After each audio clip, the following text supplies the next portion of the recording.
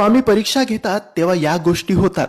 या गोष्टी तुमच्या सोबत किंवा तुमच्या घरात सुद्धा होत असतील तर समजून जा की स्वामींची परीक्षा सुरू आहे आणि या परीक्षेत तुम्हाला उत्तीर्ण व्हायचे आहे. मित्रांनो, जेव्हा आपण स्वामींच्या एक मठात केंद्रात जातो, आपण सेवा सुरू करतो आणि मग आपल्याला असं वाटतं की माझ्या अडचणी कमी व्हायच्या तर जाऊ द्या, पण ह्या अडचणी तर वाढता आहेत.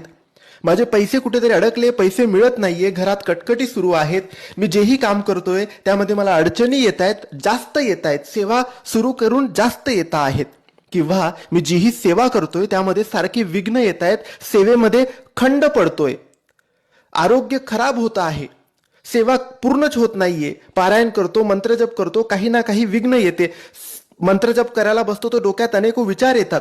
हीच असते स्वामींची परीक्षा आणि या परीक्षेत आपल्याला उत्तीर्ण व्हायचे. सगळ्या गोष्टी बाजूला ठेवून सेवा पूर्ण करायची आहे. स्वामी फळ नक्की देतात.